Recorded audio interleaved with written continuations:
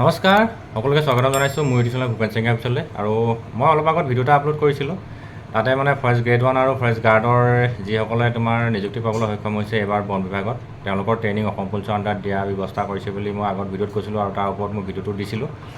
চ' তেওঁলোকে বিভিন্নজনৰ কমেণ্ট আছে যে ইমান কম দিনীয়া ট্ৰেইনিং দিছে ফৰেষ্ট গাৰ্ডৰ ট্ৰেইনিং যিহেতু অকল 2 মাহ দিছে আৰু ফৰেষ্ট গ্ৰেড 1ৰ 3 মাহ দিছে। চ' 3 মাহ আৰু 2 মাহত আমি কি শিকিম বা কি বুজিম, ইমান কম ট্ৰেইনিং কিয় দিছে এইটো বিষয়ত মোক বহুতে সুধি আছে। গোটেই কথাখিনি আপোনালোকক মই বুজাই দিম। আপোনালোকে ভিডিঅ'টো আপোনালোকে শেষলৈকে চাব আৰু নতুনকৈ যিসকলে চেনেলটো চাইছে ছাবস্ক্ৰাইব কৰি দিব। প্ৰথমতে জনাওঁ যে যি ফৰেষ্ট গ্ৰেড 1 আছে ফৰেষ্ট গ্ৰেড 1ৰ ট্ৰেইনিং দিছে 3 মাহ। অসম পুলিচৰ 11 APBNত ট্ৰেইনিং হ'ব, তেওঁলোকক 3 মাহ দিছে। 3 মাহ আৰু তেওঁলোকে কি শিকিব কি বুজিব আচলতে সেইটো কথা নহয়। আচলতে আপোনালোকৰ প্ৰথম ফৰেষ্ট গ্ৰেড 1ৰ ট্ৰেইনিং হয় জালুকবাৰী ফৰেষ্ট স্কুলত।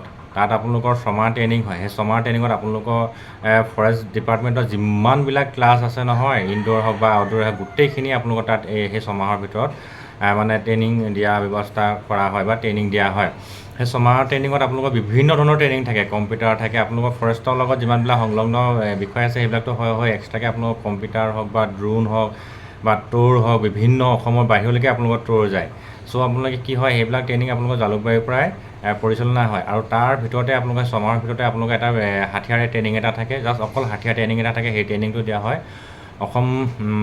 প্ৰথম অসম বন সুৰক্ষা বাহিনী ফাৰ্ষ্ট APF হেডকোৱাৰ্টাৰ বশিষ্ঠত দিয়া হয়। চ' আৰু ফাৰ্ষ্ট APFতে আপোনালোকৰ যিখিনি আৰ্মছৰ যিমানবিলাক তোমাৰ ট্ৰেইনিং আছে সেই আৰ্মছ ট্ৰেইনিংবিলাক তোমাৰ ফাৰ্ষ্ট APF হেডকোৱাৰ্টাৰতে দিয়াৰ ব্যৱস্থা কৰা হয়। চ' মাজতে এটা বেচ তোমাৰ দেৰগাঁৱৰ PTCত দিয়াৰ ব্যৱস্থা কৰিছিলে আৰু এইবাৰ তাৰমানে কি হয় সেই যি আৰ্মছৰ ক্লাছটো আৰু লগতে আপোনালোকৰ যিমানখিনি ড্ৰিল ডিচিপ্লিন আছে সেইখিনি আপোনালোকৰ অসম পুলিচে ট্ৰেইনিং দিয়াৰ ব্যৱস্থা কৰিছে।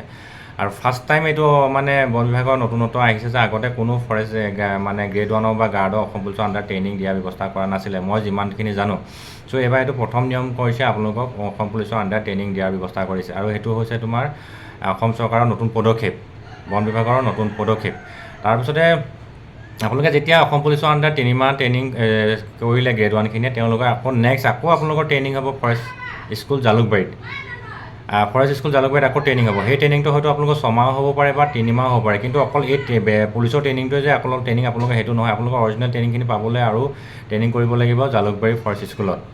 চ' আপোনালোকৰ কথাখিনি নিশ্চয় বুজি পাইছে। এতিয়া আহিছে আপোনালোকৰ ফৰেষ্ট গাৰ্ড আৰু ফৰেষ্ট গাৰ্ডৰ ট্ৰেইনিঙৰ চেণ্টাৰ হ'ল জালুকবাৰী তিনিচুকীয়াৰ মাকুম ফৰেষ্ট স্কুলত। তাত আপোনালোকৰ 6 মাহ ট্ৰেইনিং দিয়া হয়। 6 মাহ ট্ৰেইনিঙত আপোনালোকৰ যিমানখিনি বন বিভাগৰ যিমানখিনি তোমাৰ বিষয় আছে নহয়, চ' তেওঁলোকৰ তাত আপোনালোকৰ দিয়াৰ ব্যৱস্থা কৰে। তাত মই এতিয়া অলপ আগতে কৈছোঁ যে আপোনালোকৰ তাত ড্ৰোনৰ ক্লাছ হয়, ফৰেষ্টৰ যিমানবিলাক তোমাৰ ফৰেষ্ট ক্ৰাইম হওক বা ফৰেষ্ট ৱাইল্ড লাইফ হওক বা গছ গছনিৰ পৰা যিমানবিলাক ক্লাছ হয়, লগতে আপোনালোকৰ যিমান বিভিন্ন ধৰণৰ ট'ৰ থাকে সেইবিলাকৰ ক্লাছ আপোনালোকৰ সেই 6 মাহৰ মাকুমৰ পৰাই আপোনালোকক পৰিচালনা কৰা হয়। তাৰ ভিতৰতে তাতো আপোনালোকৰ এটা আৰ্মছৰ ক্লাছ আছে। আৰ্মছ ক্লাছটো ফাৰ্ষ্ট APF হেডকোৱাৰ্টাৰ বশিষ্ঠত দিয়াৰ ব্যৱস্থা কৰা হয় আৰু এইবাৰ সেই বশিষ্ঠৰ ট্ৰেইনিংটোৱে আপোনালোকৰ অসম পুলিচলৈ আণ্ডাৰলৈ গুচি গৈছে আৰু অসম পুলিচৰ আণ্ডাৰত যিবিলাক তোমাৰ প্ৰথম বেছিকেলি যিবিলাক ড্ৰিল ডিচিপ্লিন আছে সেইখিনি আপোনালোকৰ দিয়াৰ লগতে আপোনালোকৰ আৰ্মছৰ ট্ৰেইনিংটো দিয়াৰ ব্যৱস্থা কৰিছে। চ' কথাখিনি আপোনালোকে নিশ্চয় বুজি পাইছে মই কি বিষয়ত আপোনালোকক আলোচনা কৰিছোঁ। আপোনালোকৰ নাভাবিব যে আপোনালোকৰ অসম পুলিচৰ 3 মাহ আৰু 2 মাহে যে আপোনালোকৰ ট্ৰেইনিং, সেইটো নহয়। আপোনালোকৰ আকৌ এক্সট্ৰা ট্ৰেইনিং আছে। এক্সট্ৰা ট্ৰেইনিংটো আপোনালোকে ফৰেষ্ট গ্ৰেড 1সকলে জালুকবাৰী আৰু ফৰেষ্ট গাৰ্ডসকলে মাকুমত কৰিবই লাগিব। সেইটোহে আপোনালোকৰ অৰিজিনেল ট্ৰেইনিং। অসম পুলিচৰ আণ্ডাৰটো আপোনালোকৰ অৰিজিনেল ট্ৰেইনিং নহয়। আপোনালোকে নাভাবিব যে আপোনালোকৰ 3 মাহ কৰি ট্ৰেইনিংহে, কিন্তু আপোনালোকৰ সেইটো ড্ৰিল ডিচিপ্লিনৰ কাৰণেহে আপোনালোকৰ অসম পুলিচৰ আণ্ডাৰ দেখাইছে। বাকী ট্ৰেইনিংখিনি আপোনালোকৰ ফৰেষ্ট স্কুল হওক বা জালুকবাৰীত কৰিবই লাগিব। তেতিয়াহে আপোনালোকৰ মানে ইন ফিউচাৰ মানে প্ৰয়োজন হ'ব।